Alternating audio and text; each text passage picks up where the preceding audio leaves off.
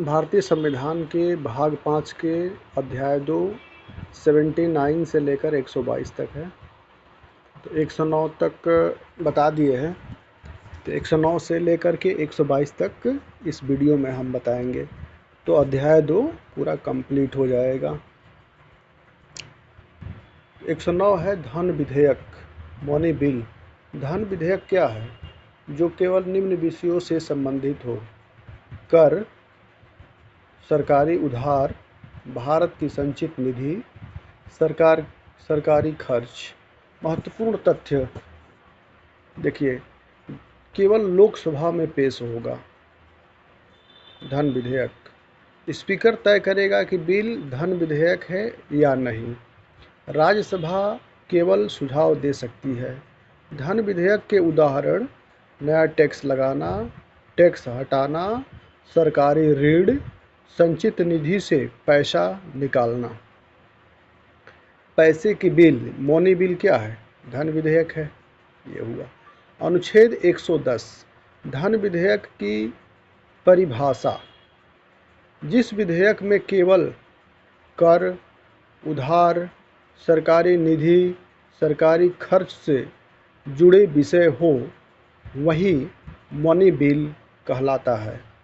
सबसे महत्वपूर्ण तथ्य: अंतिम निर्णय स्पीकर का होगा।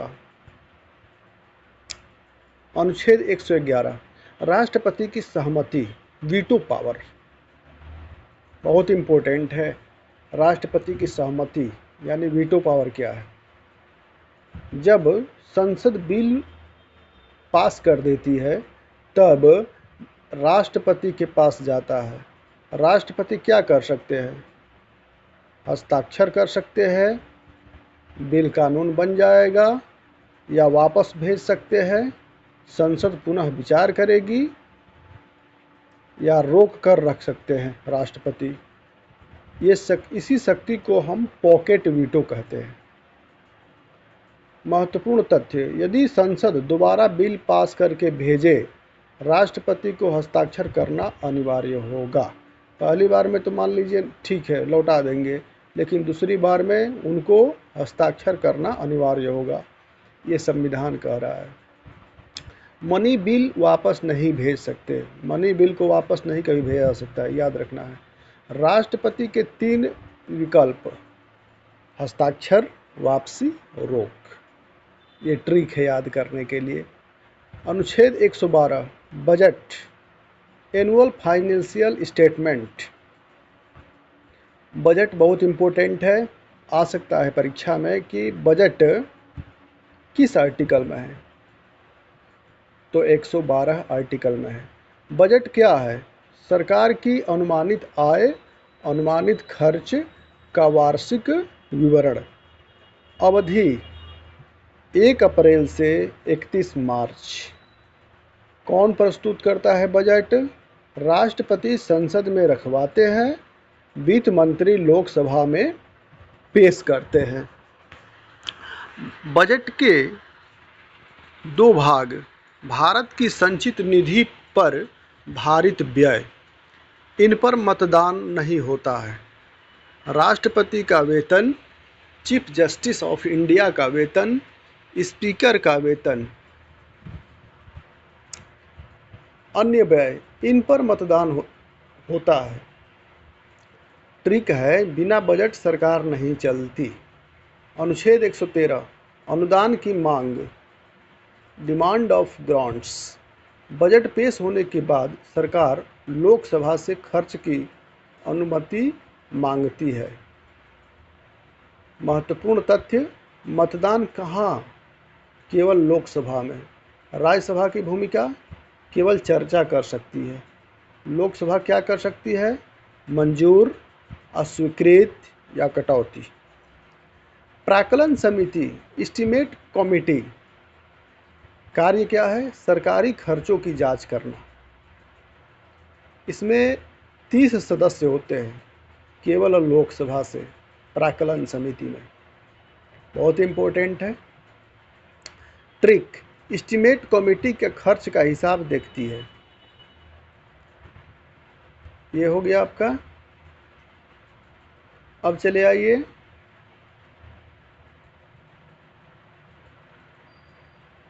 अनुच्छेद 114। अनुच्छेद 114 क्या है? विनियोग विधेयक। विनियोग विधेयक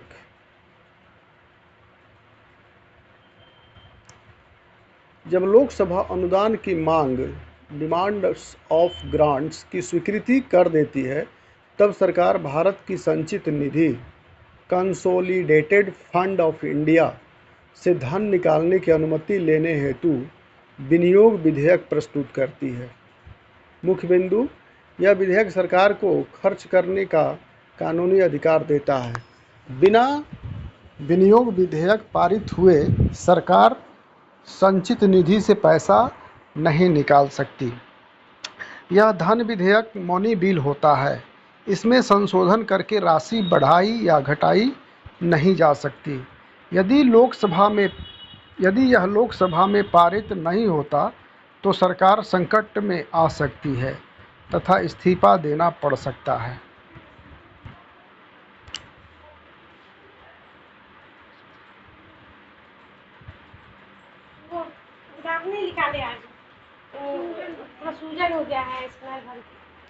अनुच्छेद 115 अनुपूरक अतिरिक्त एवं अधिक अनुदान। यदि सरकार द्वारा स्वीकृत धन पर्याप्त नहीं पड़ता या अतिरिक्त खर्च की आवश्यकता होती है तो सरकार संसद से अतिरिक्त धन मांग सकती है। अनुपूरक अनुदान सप्लीमेंट्री ग्रांट, जब स्वीकृत राशि कम पड़ जाए। अतिरिक्त अनुदान, जब किसी नए कार्य हेतु धन चाहिए। अधिक अनुदान, जब सरकार स्वीकृत राशि से अधिक खर्च कर दे। महत्वपूर्ण तथ्य, अतिरिक्त धन की मांग राष्ट्रपति द्वारा संसद में रखवाई जाती है। अधिक अनुदान के मामलों की जांच लोक लेखा समिति, पब्लिक अकाउंट्स कमेटी करती है। अनुच्छेद 116 लेखानुदान, प्रत्यानुदान और अपवादानुदान। जब पूर्ण बजट पारित नहीं होता या आपात स्थिति उत्पन्न हो जाती है तब सरकार को अस्थायी धन उपलब्ध कराने हेतु यह व्यवस्था की गई है। लेखानुदान, वोट ऑन अकाउंट, अर्थ पूर्ण बजट पारित होने तक कुछ समय के लिए अग्रिम धन देना।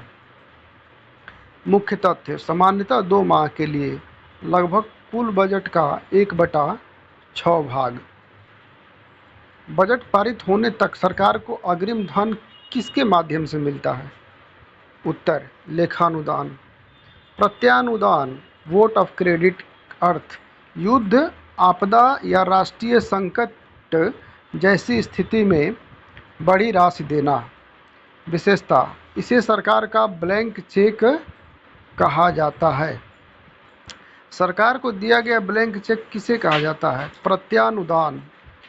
अपवादानुदान का अर्थ ऐसे विशेष कार्य हेतु अनुदान जो सामान्य बजट का भाग न हो।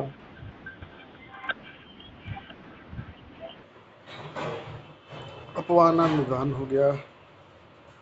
आगे देखा जाए अनुच्छेद 118 सभी धन, देखिए महत्वपूर्ण तथ्य याद रखिए, सभी धन विधेयक विधि विधेयक होते हैं, लेकिन सभी विधि विधेयक धन विधेयक नहीं होते हैं। राष्ट्रपति की सिफारिश आवश्यक होती है। हर मनी बिल फाइनेंशियल बिल है, पर हर फाइनेंशियल बिल मनी बिल नहीं है। अनुच्छेद 118 संसद की प्रक्रिया के नियम, अर्थ लोकसभा और राज्यसभा अपनी कार्यवाही चलाने हेतु स्वयं नियम बना सकती है। मुख्य तथ्य, दोनों सदन अपने अपने नियम बनाते हैं। संयुक्त बैठक में प्रक्रिया के नियम राष्ट्रपति बनाते हैं। संयुक्त बैठक की अध्यक्षता लोकसभा अध्यक्ष करते हैं। अनुच्छेद 119 वित्तीय कार्यों को समय पर पूरा करने हेतु कानून। संसद को यह शक्ति है कि वह वित्तीय कार्य समय पर पूरा करने हेतु कानून बना सके। उद्देश्य, बजट समय पर पारित हो, सरकारी खर्च बाधित न हो, अनुच्छेद 120 संसद में प्रयुक्त भाषा। मुख्य प्रावधान, संसद में हिंदी या अंग्रेजी भाषा का प्रयोग होगा। यदि कोई सदस्य हिंदी अंग्रेजी में बोलने में सक्षम नहीं है तो अध्यक्ष की अनुमति से मातृभाषा में बोल सकता है। महत्वपूर्ण तथ्य, संविधान लागू होने के 15 वर्ष तक अंग्रेजी का प्रयोग की अनुमति थी। बाद में राजभाषा अधिनियम 1963 द्वारा अंग्रेजी का प्रयोग जारी रखा गया। परीक्षा प्रश्न, मातृभाषा में बोलने हेतु अनुमति कौन देता है? उत्तर, अध्यक्ष सभापति। अनुच्छेद 121 न्यायाधीशों के आचरण पर चर्चा का प्रतिबंध। संसद में सर्वोच्च न्यायालय या उच्च न्यायालय के न्यायाधीशों के आचरण पर चर्चा नहीं की जा सकती। अपवाद, महाभियोग रिमूवल की प्रक्रिया के समय चर्चा संभव है।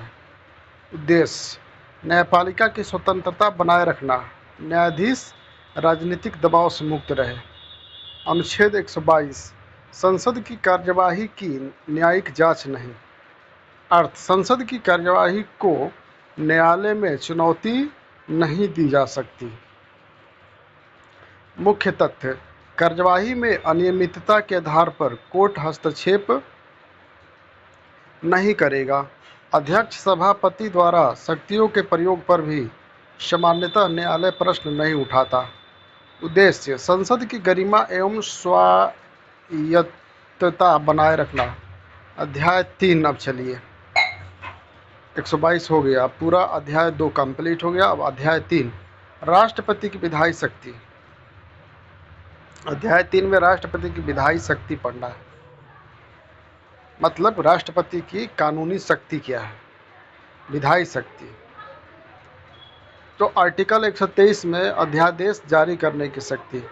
जब संसद का सत्र नहीं चल रहा हो तो तुरंत कानून बनाने की आवश्यकता हो तब राष्ट्रपति अध्यादेश जारी कर सकते हैं।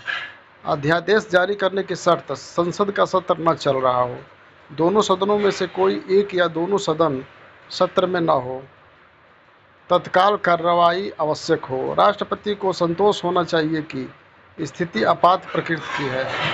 अध्यादेश की शक्ति, अध्यादेश का प्रभाव संसद के कानून के समान होता है, यह अस्थायी कानून होता है।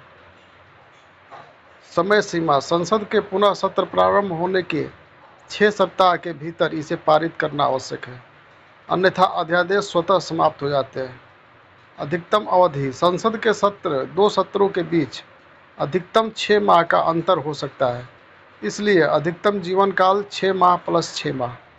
अध्यादेश वापस लेना, राष्ट्रपति कभी भी अध्यादेश वापस ले सकते हैं। DC वाधवा मामला 1987, सुप्रीम कोर्ट ने कहा कि बार बार अध्यादेश जारी करना संविधान की भावना के विरुद्ध है। ठीक